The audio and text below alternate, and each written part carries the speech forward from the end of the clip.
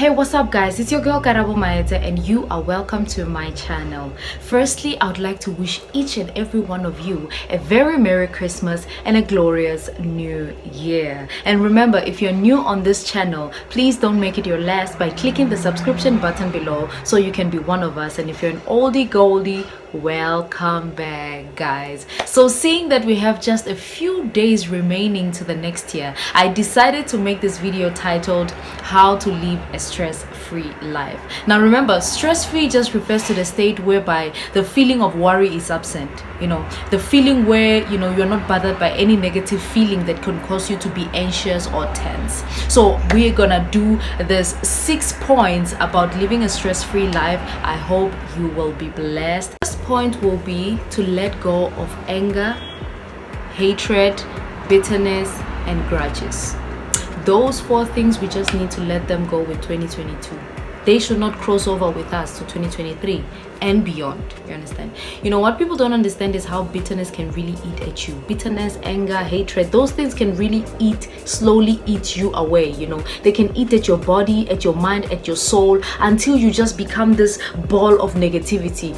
Negativity starts oozing from your pores. You get surprised. You start getting surprised when people start running away from you and you don't understand what is going on. You are so negative. You are like a ball of negativity. You are just always angry. If you're not angry, you're bitter. Your speeches are always bitterness and everything. Sometimes people don't also know that this thing can close blessings for you. It can close doors for you, opportunities for you. Because when you might be around, your destiny helper, and you are angry, you are bitter, you're always speaking negativity, they will just think that this kind of person is not the person I will trust with my finances, I will trust with my business, because you're so negative. So that thing also is affecting you more than it's even affecting the next person. The person you're holding grudges against or you are angry against, they are not affected.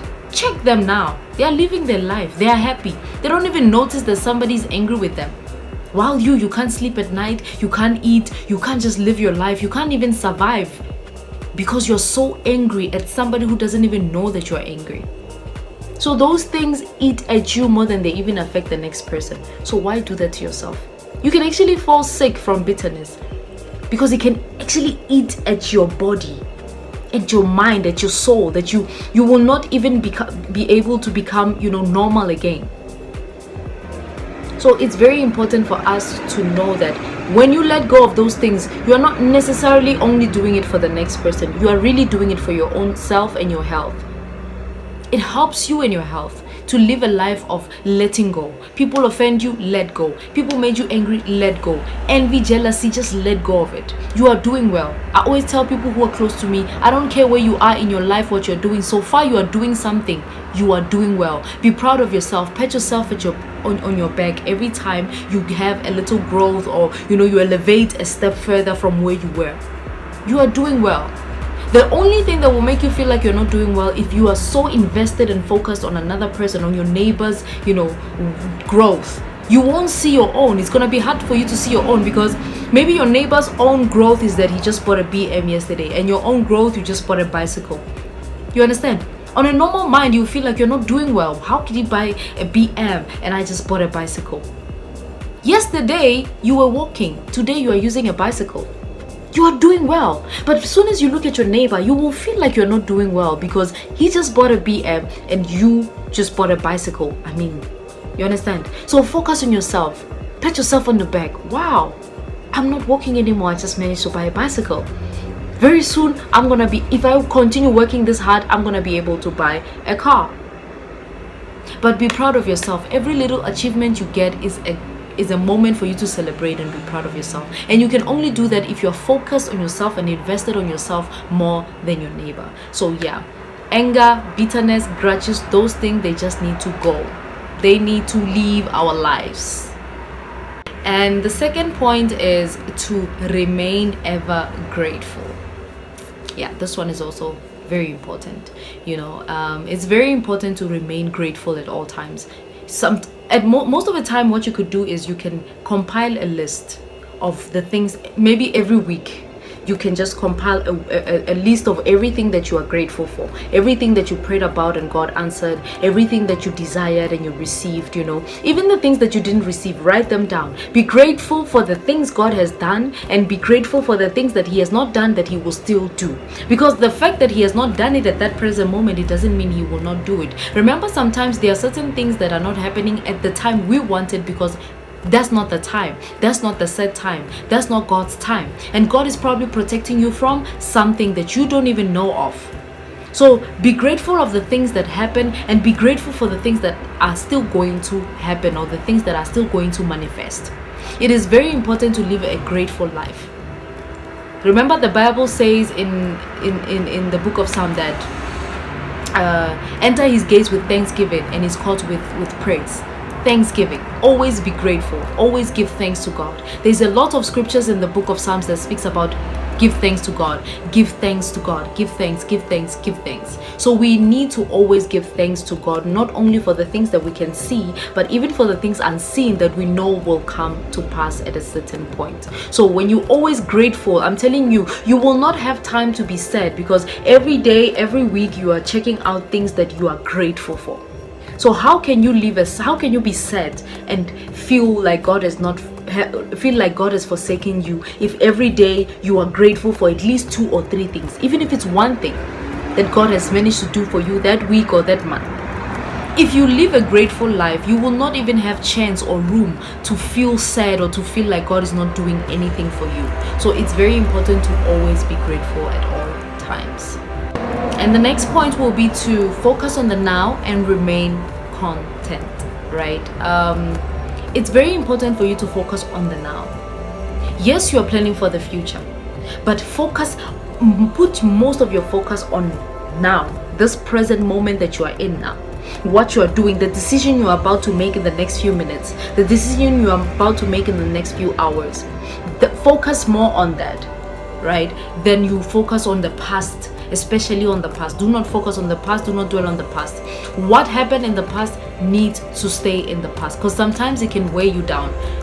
That is why sometimes the enemy will use what happened in the past or what you did in the past to try and take you aback, or try to make you feel like you're a very bad person. What are you even doing? You will never succeed, and this and that. Because maybe in the past you were somebody who was a failure. In the past you did some terrible things. You took part in some terrible activities, and now obviously when you are reminded about that, you'll start to feel like, yeah, I'm not worthy enough, I'm not good enough to do this certain thing. But when you focus on now, going forward, you will always focus on the fact that every day you are changing. You are not the person you were 3 years before, or 2 years before, or even 2 days before.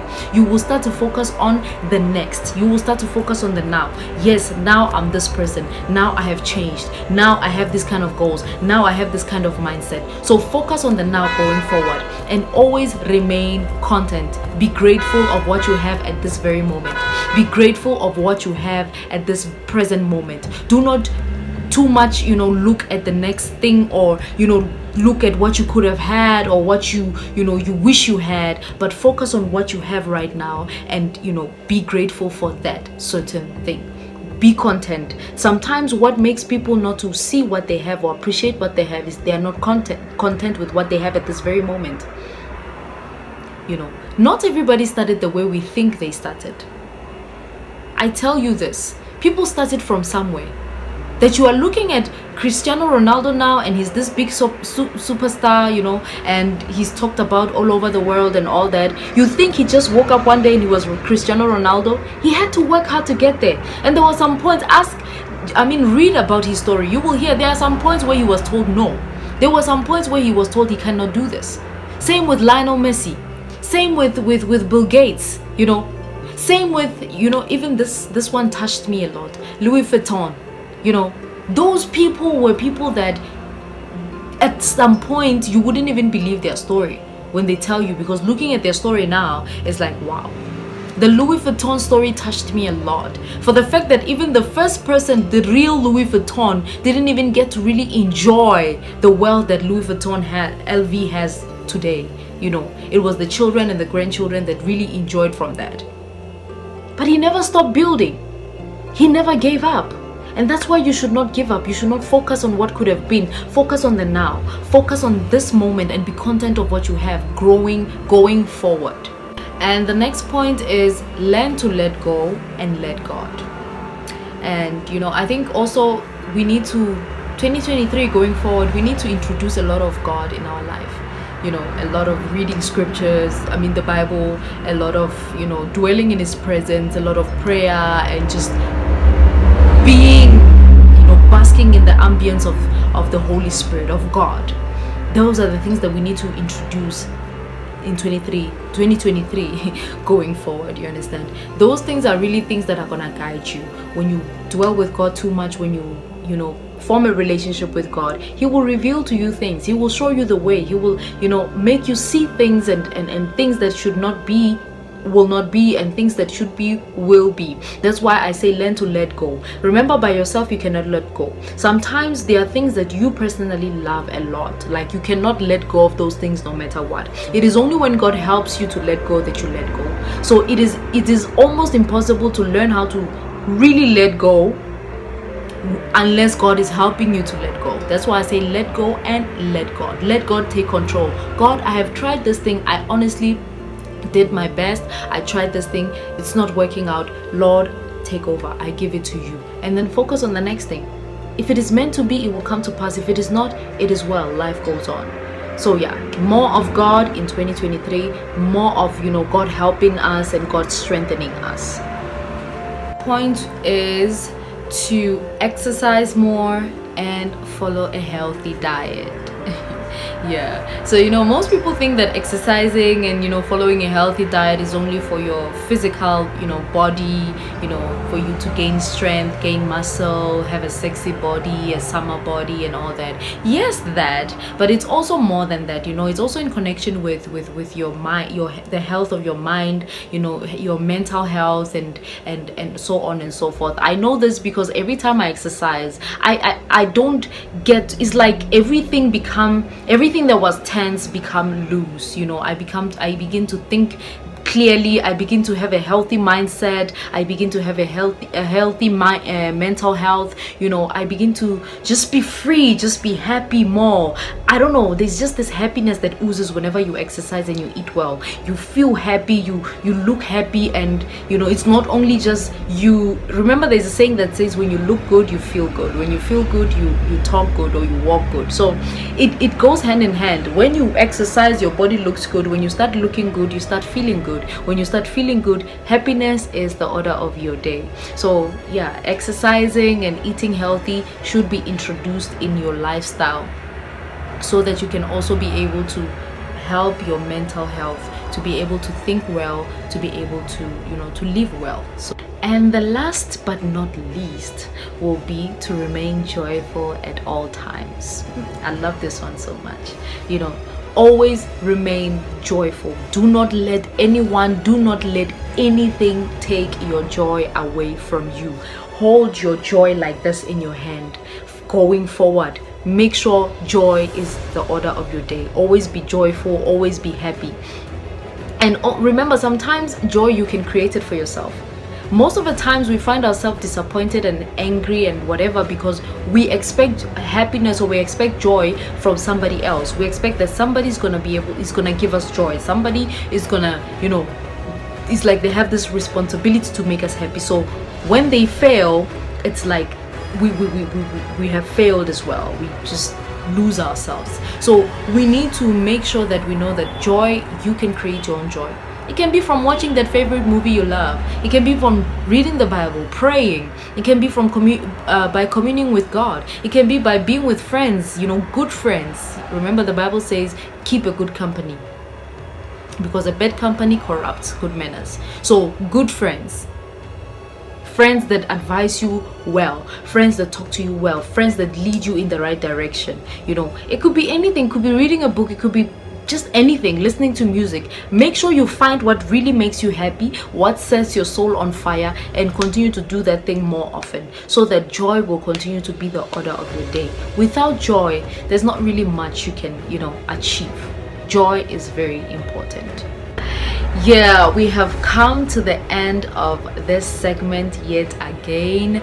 My hope is that I really hope that it has blessed you, it has touched you, it has helped you, or it will help you in the future. And remember, if it has blessed you or touched you in any way, or there are some certain things you agree with, please let me know in the comment section below. And don't forget to give this video a big thumbs up, and also share. It might be a blessing to somebody else on your page, or elsewhere. But in the meantime, I just want to thank you so much for staying tuned until this far, and I pray the good Lord bless you, keep you, cause his face to shine upon you, and be very gracious to you.